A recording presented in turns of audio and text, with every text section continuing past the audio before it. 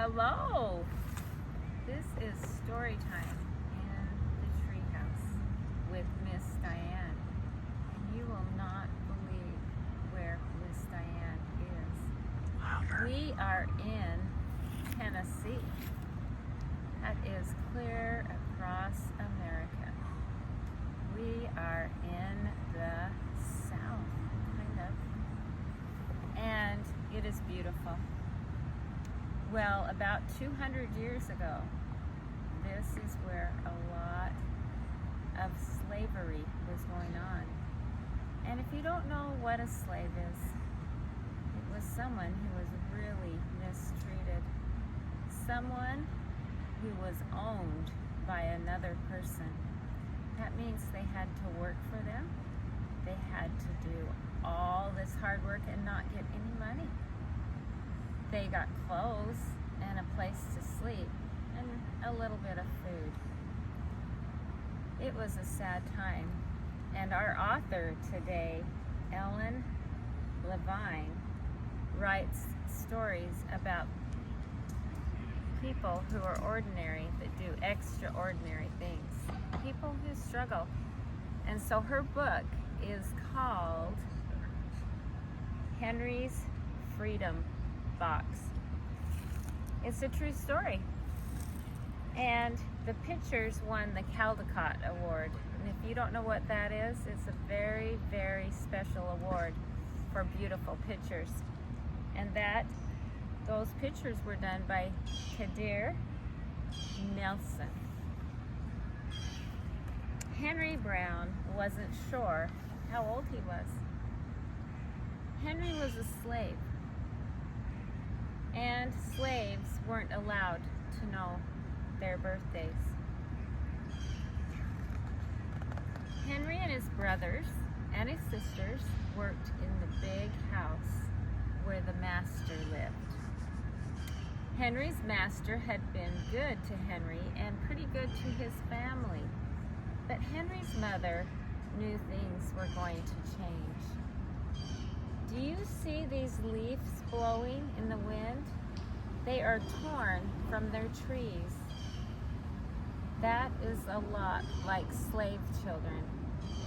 They are torn from their families. One morning, their master called for Henry and his mother. They climbed the stairway.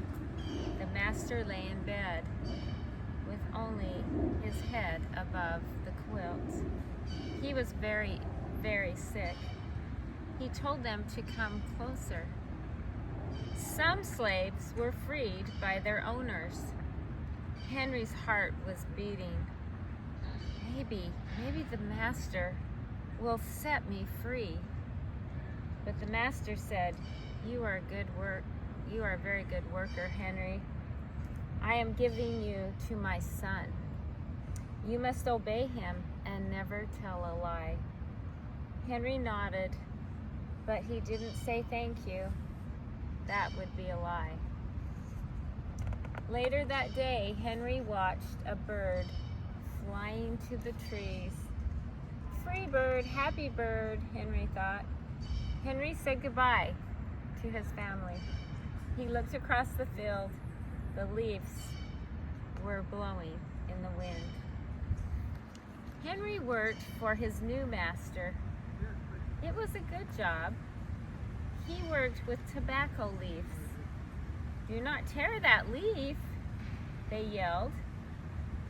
Then his master poked the boy with a stick. If you made a mistake, the boss would beat you.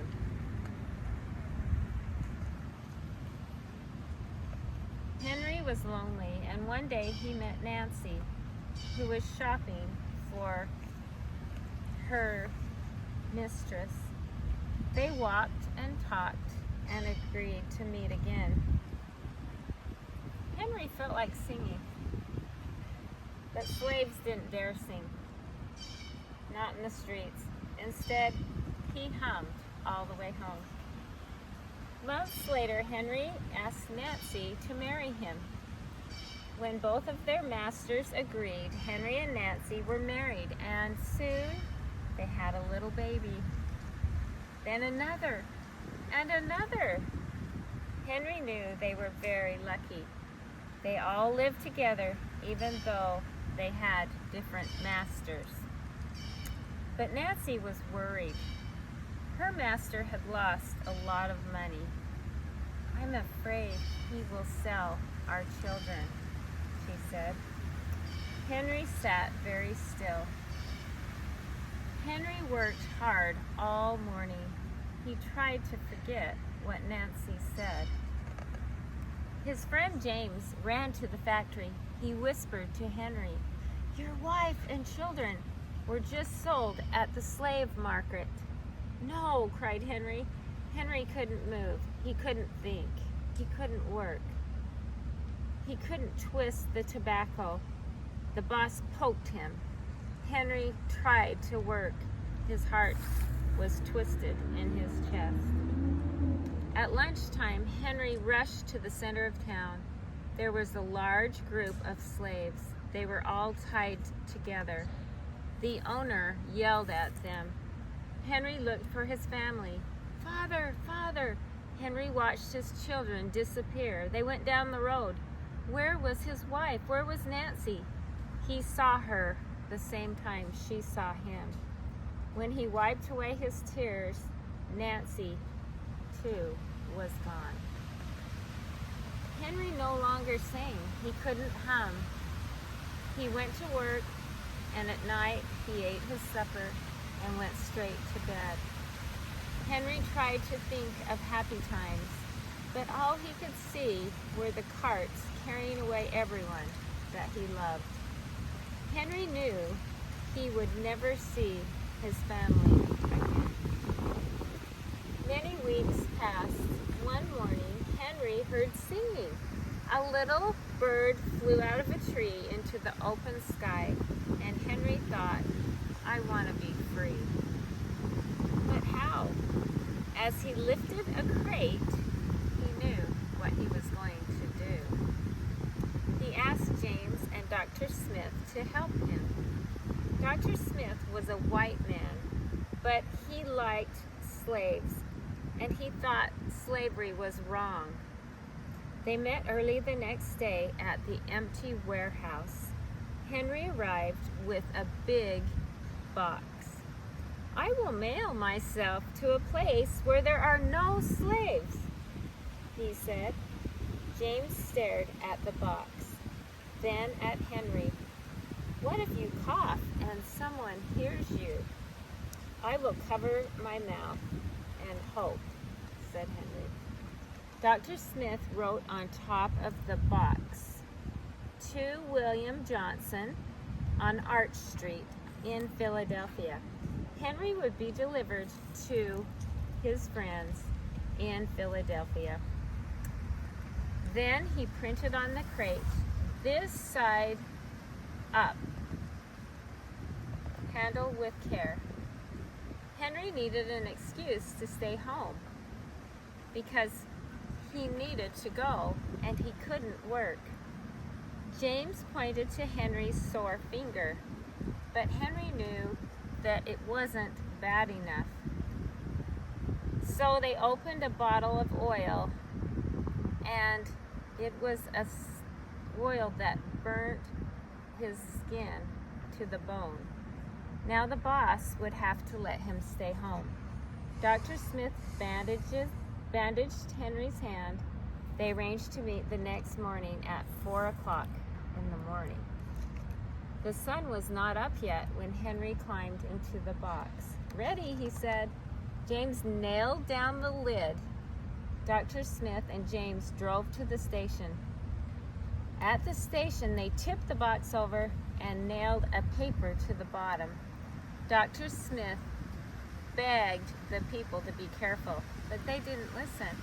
They threw the box into the baggage car. Hours passed. Henry was lifted up and thrown again. He was upside down. His head was getting smashed. He could hear the waves of the steamboat. They were headed for Washington, D.C. The ship rode smoothly, but Henry was still upside down. His blood was rushing to his head. His face got hot. His eyes ached. He thought his head would burst, but he was afraid to move. Someone might hear him. "I am tired of standing," said someone. "Why don't we move this box and sit on it?" Henry was pushed, and the box scraped the deck. Now he was on his right side, and suddenly he was right side up. "What do you think is in this crate?" said the first man. "Mail. I guess it's mail." "I am not mail," thought Henry. But they could imagine. Henry was carried off the steamboat, placed on a railroad car, head up. He fell asleep to the rattling song of the train's wheels. He rode, and he awoke to a loud knocking. "Henry, are you all right in there?" "All right," he answered. The cover was pried open, and Henry stretched and stood up. 4 men smiled at him. "Welcome to Philadelphia." At last, Henry had a birthday. March 30th, 1849. His first day that he was free. And from that day on, he also had a middle name. Everyone called him Henry Box Brown. Now that happened a long time ago, and there were 4 million slaves at that time, and many sad stories. And so it makes you want to reach out to people and treat them